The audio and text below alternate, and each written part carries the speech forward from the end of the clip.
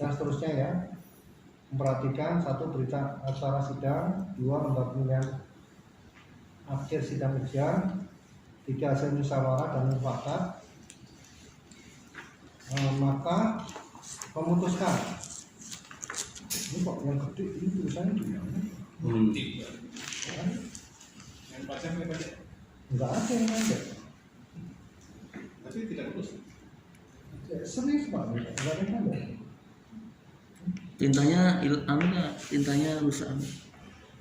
Aduh, harusnya kan gini. Saya sih rapor. Ya kita nggak dapat beban sih. Ini nggak apa-apa ya. Atau tunjukkan dia juga. Ini kamu baca atau tidak? Tahun depan. Lihat ya. Tahun depan. Coba kamu.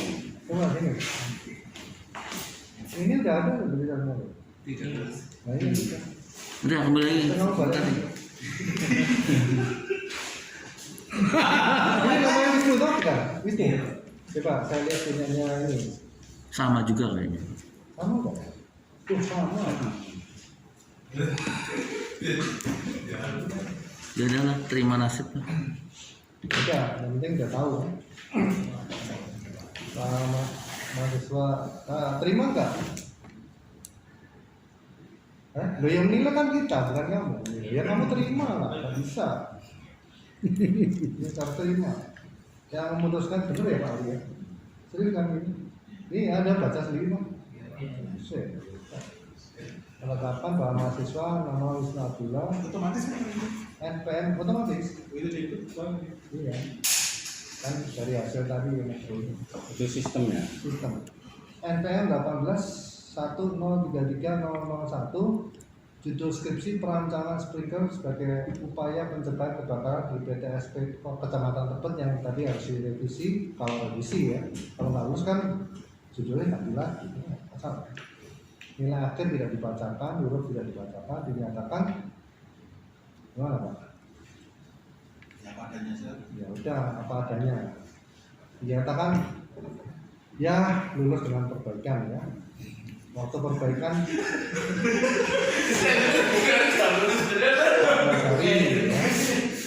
Kalau tidak diperbaiki setelah 14 hari ya dinyatakan tidak lulus gitu ya. Ya, oke. Nah, sekarang ini Itu Wisnu, Rendila. jelas tadi ya kan memutuskan menetapkan mahasiswa nama Ranzi Maulana. Tapi tadi revisinya banyak ya Pak ya. Iya. Bisa selesai nggak Pak sebulan? Susah ya. Susah. 2 minggu emang bener 2 minggu. Nama Ranzi Maulana, NPM 18.1033.002. Judul skripsi analisis selamatan dan sanitasi kerja K3 di apartemen Despotek menggunakan metode HIRA. Nilai akhir tidak dibacakan, maka tidak dibacakan, dulu tidak dibacakan, dinyatakan ya ini perbaikan ya, tapi lulus ya. Selama 14 hari. Udah pucat tadi. Apabila 14 hari tidak diperbaiki ya, tidak lulus. Ya. Syaratnya fotonya diganti tadi. Baik, mungkin Pak Hari atau Pak Budi mau memberikan ini Ya. kata dua kata. Terima kasih Pak. Ya. Ya. Ya, jadi Saya kan bimbingan. Oh, iya. informasi akademik dari Pak Birawa tadi ya, sebenarnya si Wisnu Randy itu dilihat dari IPK-nya itu bagus ya, IPK-nya bagus dan memungkinkan untuk sidang dalam waktu 4 tahun ya, itu 4 tahun pas gitu ya, pas standar pas tadi mau lumayan bagus, tapi penilaian di lapangan itu tidak hanya akademiknya saja ya, akademiknya nggak akademik saja, tapi juga penilaiannya juga dengan sikapnya ya.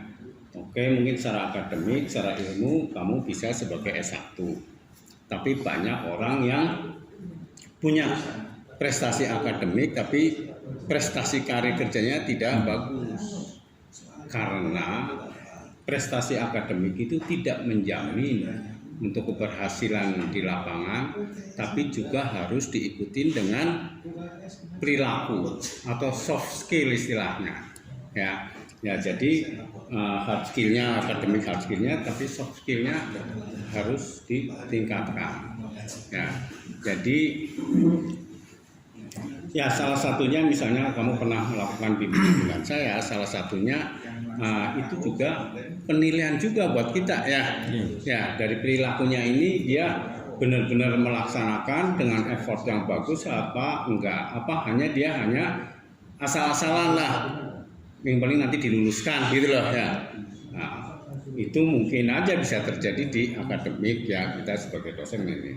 Tapi kalau di luaran tuh enggak gitu, enggak ampun dia. Kalau di luar di lapangan tuh hitam putih. Tapi boleh di sini tidak begitu hitam putih ya, di akademik ya, masih ada faktor ada toleransi.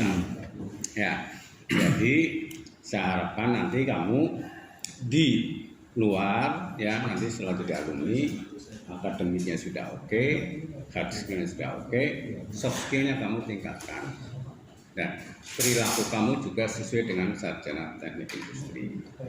Nah, khusus untuk Wisnu, jangan terlalu banyak senyum nanti di sana. Ya, agak serius, agak punya wibawanya. Nanti kalau kamu terlalu banyak senyum, diasumsikan kamu tidak punya sikap. Nanti kamu sebagai pemimpin jangan terlalu banyak senyum ke anak buah. Ya. Kayak Kim Jong Un itu loh. Ya. Kayak Kim Jong Un.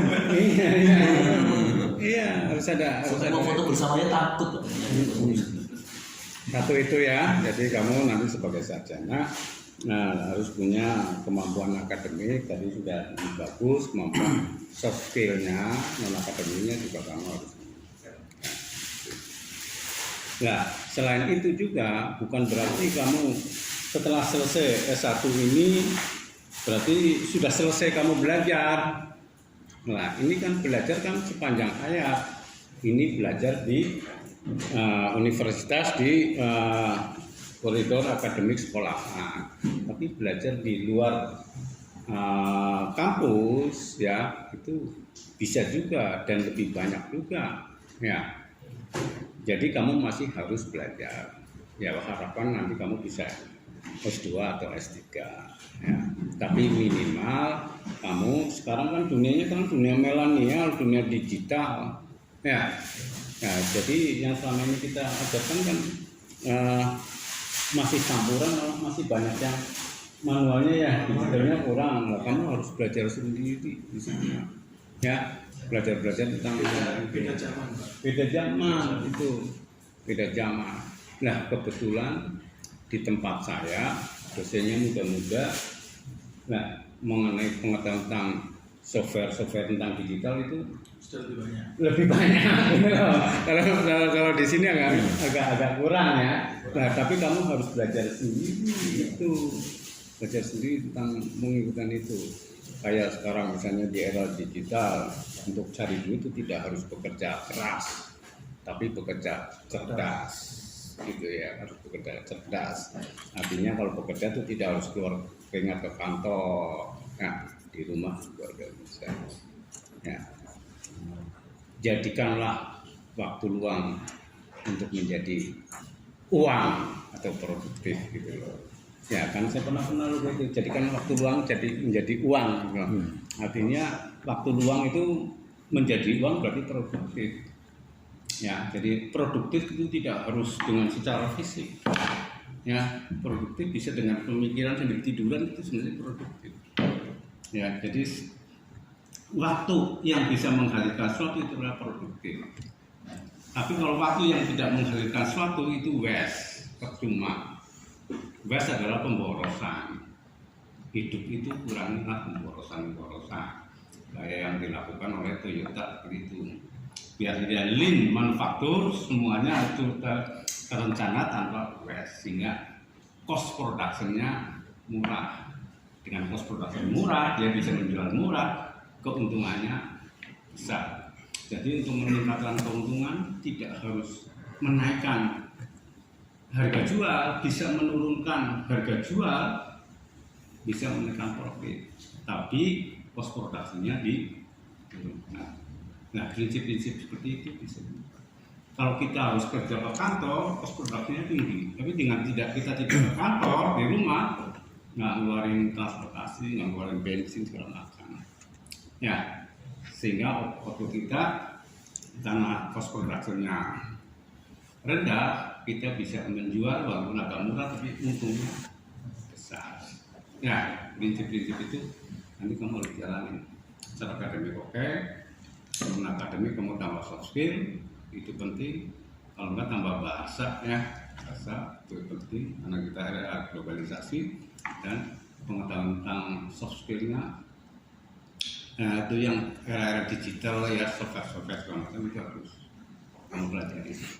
Ya, saya kira tempat saya atau di insider di sini kayaknya tentang hal-hal itu masih agak kurang gitu ya, kita alami lah. Tapi mungkin di tempat-tempat lain mereka karena mungkin ada pengajar-pengajar muda yang dia itu. Ya. Saya kira pesan dari saya, selamat, mudah-mudahan kamu sukses belajar sepanjang hayat kita. Titik akhir, titik awal untuk produktif lagi. Ya. Nah, saya. Oke, terima kasih atas kesempatan diberikan.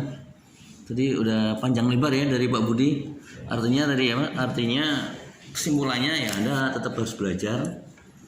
Karena belajar itu kan nggak ada istilah terlambat ya.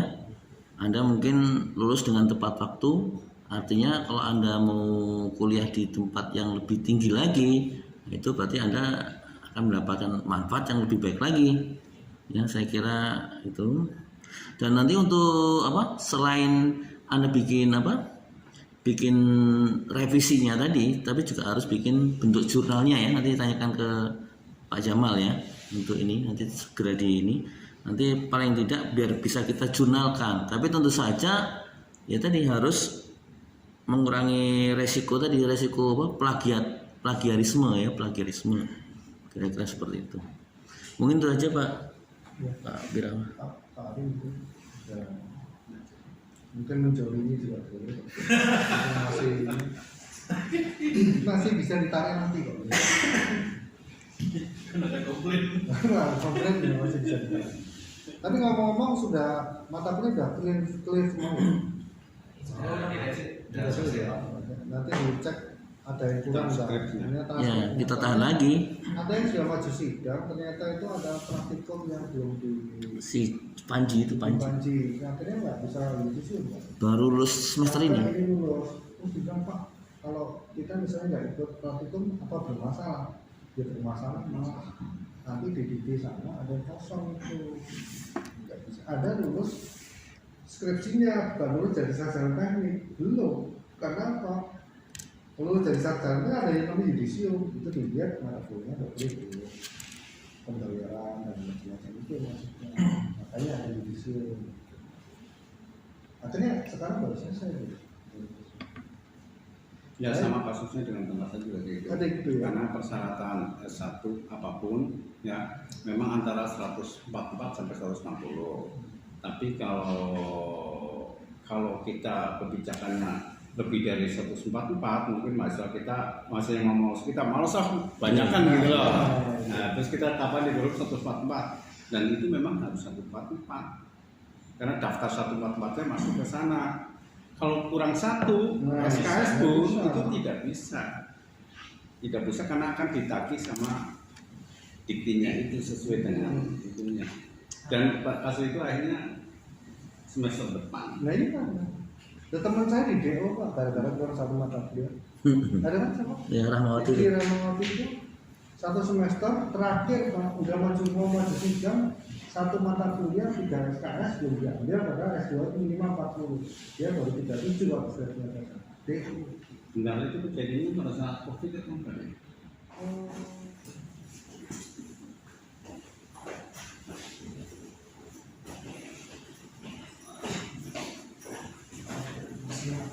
Maaf ya, kerasnya ya.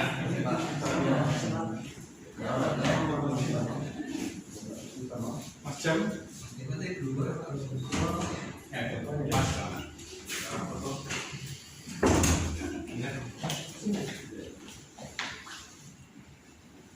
Mati.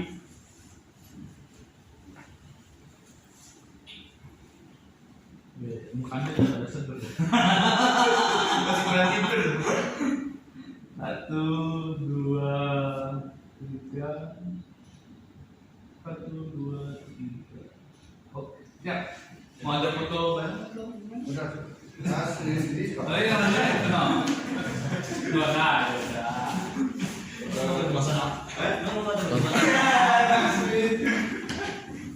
Saya minta izin ya pulang ya. Iya Pak, terima kasih Pak. Mudah-mudahan Kamis depan ada lagi ya.